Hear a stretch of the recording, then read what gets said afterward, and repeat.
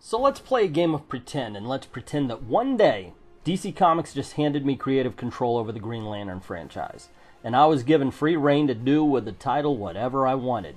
Now, given all that, the question arises, just what would I do? So glad you asked. So pull up a chair, and I'm going to tell you. Number 1. The ring spectrum is going away. The first big change to the Green Lantern franchise will be cutting back on the emotional spectrum rings. Now, that's not to say I'm erasing them completely, but they are facing some major reduction in numbers. For example, I am keeping the yellow rings, but more on that later. The blue lanterns and the indigo lanterns are going away completely. The single orange lantern is being kept because having a villain whose entire shtick is overwhelming greed can work on so many levels. And in that same vein, we're keeping Atrocious, but we're not keeping the rest of the Red Lantern Corps. We're also going to keep the black ring and the star Sapphire ring, but more on that later also. Number 2, space cops, not superheroes. Think about it, that's not a costume, that's a uniform. The Green Lantern isn't a nom de crime fighting, it's a job title. That thing on their chest isn't merely a symbol, it's a badge. Specifically, they're going to basically be the FBI of outer space. When it comes to individual planets, they're not going to step in and fight your supervillains for you. Sorry. But they will involve themselves in interstellar crimes like smuggling, slave raids, starship piracy, space terrorism. They're also the go-to guys for when interstellar threats like Starro show up, and will try to keep your planet from dying in a natural disaster like a cometary impact. With all of that in mind, the Green Lanterns are going to act like the space cops that they are. It will be their job to patrol their individual sectors, reporting to their superiors and interacting with the natives just like cops do. They will operate out of a sector headquarters and interact with other Green Lanterns at these headquarters. There will be untrusted internal affairs agents and the occasional corrupt Green Lantern because, they're cops, not superheroes. Number 3, adventures in space. As noted, the Green Lanterns are space cops. This means that the stories are mostly going to take place in space, as in not on Earth. Part of this is because of jurisdictions. They don't fight for your superheroes. But when a space bad guy invades, they'll come down out of the sky and arrest them, but otherwise it's going to be alien vistas and deep space. Local Corps headquarters is going to be a big fancy space station. Number 4, more Green Lanterns. Lots more. Sorry, but the idea that only 2 Green Lanterns cover an entire space sector is kind of BS. Here's why. A sector of outer space is just under 3,300 cubic light years. By current estimates, there are close to 730,000 stars in a single sector. And let me repeat that, 730,000 stars in a single sector. Explain to me how 2 guys are going to successfully do diddly squat in an area that large. So yeah, each sector will now have a squad of 100 Green Lanterns taken from various species living in that sector, which means that there's going to be almost 4 million Green Lanterns in the entire Corps. Don't worry, just like in TV cop shows, we're only going to have to deal with a few of the local heroes. Number 5, just why are so many Green Lanterns in this sector human anyway? This is going to be an ongoing question in the series, and it's one which does allow the story to return to a Terran focus regularly. Basically, no one knows why, but the human species has been supplying recruits to the Green Lantern Corps for as long as the Green Lantern Corps has been aware of Earth. So just why are so many Green Lanterns human? Like I said, it's a mystery we need to solve as it goes. Number 6, rotating leads. Now, according to the plan, there will be 3 Green Lantern titles. Green Lantern's Light, Green Lantern Case Files, and Tales of the Green Lantern Corps.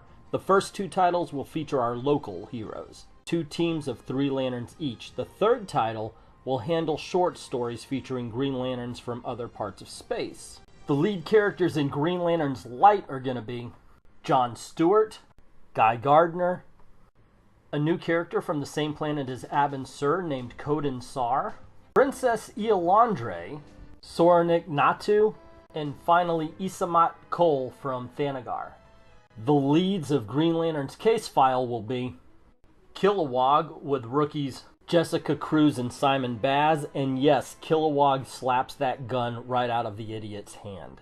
Desh Senor is going to be a new character from the same planet as the Legion of Superheroes Shadow Lass. Last but not least, also from Earth is a new character, Chanathar, but this time he's from Gorilla City, because who wouldn't want to see a big-ass gorilla with a Green Lantern's ring? In this grouping of characters, the 2 teams of 3 would actually work well with the way that Rebirth is going, and the way that we would be able to get to see every 2 weeks a different set of characters and follow 2 different storylines, much like they did in the Wonder Woman comics. Number 7, the Yellow Lantern Corps. And that's what it's going to be called, the Yellow Lantern Corps, not Sinestro Corps. Don't get me wrong, Sinestro has a place in my new Green Lantern vision, and he is using a yellow ring, but he's not going to have anything to do with the Yellow Corps or its creation, and he is absolutely not going to be its leader. So in my iteration of the Green Lanterns, the Yellow Lantern Corps are going to be Green Lantern's Earth 3 counterparts, the terrorists to the Green Lantern's FBI, a conquering army that has taken over most of their galaxy, and they resist what they see as the Green Lantern's tyranny. As far as Sinestro is concerned, we're going to take him back to his roots as a Green Lantern, where when he meets the Yellow Lanterns, he starts to believe in their dogma, and he starts seeing that the Green Lantern Corps is actually corrupt and the threat to all right-thinking beings in the galaxy. In my Green Lantern universe, the Star Sapphire ring, there's only one of them, and it searches the universe for those who love the most. Then it attaches itself to them and destroys them from within. They become obsessed with those they love to the point where they destroy what they love, and then after doing that, they destroy themselves, causing the Star Sapphire to search out a new owner. Jeff Johns did everything right with the Black Hand, with the Black Lantern, and I would not change a thing. Sornik Natu is going to be her own woman. In current continuity, she's the daughter of Sinestro and the niece of Abin Sur, which is kind of crazy to connect all 3 of them there just because they're all from the same planet. So she still is a doctor, and everything else is the same, except she is now her own identity. Number 11, what to do with Darkseid. Now look, Darkseid is a space god. He has his own planet. He's a part of the DC Universe's universe. He's an evil genius with a brain like Lex Luthor and ego the size of Mogo. So why aren't a lot of the problems faced by the Green Lantern Corps part of Darkseid's schemes? They should be. I think they would be. So this Green Lantern series would demonstrate that Darkseid's primary enemies, past the good folks, of course, that live on New Genesis, would naturally be the Green Lantern Corps. Not Superman or the JLA. So, because, you know, why doesn't Darkseid show up on Earth every single week? The Green Lantern Corps. Why isn't Darkseid already the ruler of the galaxy? Well, New Genesis and the Green Lantern Corps. So increasing Darkseid's presence in the Green Lantern series just seems natural. Oa is a ghost world. On its surface is the remains of a long-dead civilization featuring technologies the likes of which no one has ever seen before. Technology that easily meets Arthur C. Clarke's line about how sufficiently advanced technology is indistinguishable from magic. The planet is entirely uninhabited. No one lives there. The place is maintained by an army of servitor robots that make sure the buildings don't fall down and that keep the machines running, but there are no people there. The Great Hall of the Guardians stand empty. The only traces of power comes in the use of the great power battery that fuels the Green Lantern's ring. And Oa has been like this for 1 billion years. A long time ago, the Oans ascended into a new form that no longer needed corporal bodies. They set up the core, they set up the machines that would keep the great power battery running, and then pretty much every single one of them packed up their stuff and moved to a new and exciting other dimension without ever looking back. So here's the truth. The Owens have got to go, because they are just far too convenient as a Dewey Ex Machina. So we'll shuffle them off the mortal coil. Exit stage left. we'll keep a few of the interesting ones, like Krona. He's way too useful as a villain not to use him. But he's not going to be a true space god. He never made the switch to the ascended form. And thus, while his personal technology and abilities might be up there, he's not, like I said, a god. And we're going to keep Ganthet. Ganthet never made the ascension to a higher form either. Basically, the Owens decided that while the rest of them would be ascending, one of them had to stay behind to watch over the younger people in the galaxy and make sure that the Green Lanterns didn't get corrupted and turn into an army of ring-wielding thugs and dictators. That's where Ganthet steps in. He volunteered to stay behind and guide the Corps. If the Corps is the space FBI, Ganthet would be the space J. Edgar Hoover, without the cross-dressing, racism, sexism, all that good stuff that J. Edgar Hoover did. Alrighty, so he is the leader of the whole shebang and the one who makes the policy. Even better, he's got a Green Lantern ring himself and will occasionally be seen out in the field.